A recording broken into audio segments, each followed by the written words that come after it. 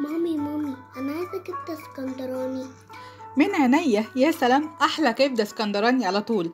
هدخل بس على موقع وصفات اكل عربيه علشان اعرف شيماء بتعملها ازاي. معكوا شيماء من موقع وصفات اكل عربيه علشان اقولك احلى واطعم والذ كبده اسكندراني. هيقولوا عليك اسكندرانيه وش. يلا بينا نبدا، يلا بينا. زي ما احنا متعودين هنبدا بالمكونات. هنحتاج نص كيلو كبده بقري. تروحي للجزار بتاعك وتقولي له عايزه نص كيلو كبده، بس ايه، يكون وصايه.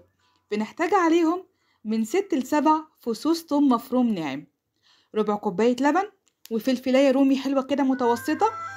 وكمان بنحتاج 2 قرن فلفل اخضر حراق. لو مالكيش في الحراق قوي خليه قرن واحد بس. معلقتين طحينه، 3 معالق خل. التوابل بتاعتنا معلقه كمون، ما اقولكيش الكبده بتعشق الكمون. والملح والفلفل حسب مزاجك انتي. الطريقه، يلا نخش على الطريقه. بصي يا ستي، اللي يقولك ان الكبده بتتغسل بيضحك عليكي. الكبده ما بتتغسلش. الكبده في قشره خفيفه كده بنشيلها من عليها، وهنقطعها شرايح رفيعه، وبننقعها في ربع كوبايه اللبن اللي انا قلتلك عليها.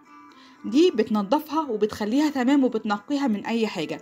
اوعي تغسلي الكبده بننقعها في لبن، انا قلتلك اهو. تمام. عقبال ما الكبده تتنقع نجهز التوابل بتاعتنا. الطبق بتاعنا ونحط عليه التوابل والثوم المفروم والطحينة. الفلفل هنغسله طبعا ونقطعه شرايح بالطول، ونخلط كل المكونات دي مع بعض. الكبدة اتنقعت، هنصفيها حلو قوي من اللبن ونحطها في الخليط اللي احنا عملناه، ونسيبها تتبل من ساعة لساعتين بالكتير قوي. استنينا على الكبدة اتبلت.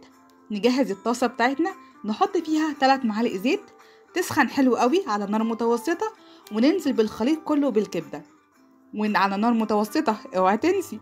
هنقلبها حوالي من 10 ل 12 دقيقة لحد ما تستوي ولونها يبقى بني جميل كده والريحة تطلع. الله، انا جوعت من الريحة. تقلبيها، مش هتاخد منك اكتر من كده، لان الكبدة لو قعدت على النار اكتر من كده هتلاقيها تشد معاكي مش هتبقى حلوة. استوت، نقدمها طبعا في طبق التقديم بتاعنا، ممكن مع مكرونة، او ممكن بقى سندوتشات في الفينو وعليها كده معلقتين طحينة. يا سلام، احلى كبدة اسكندراني على موقع وصفات اكل عربية. اعمليها وادعيلي.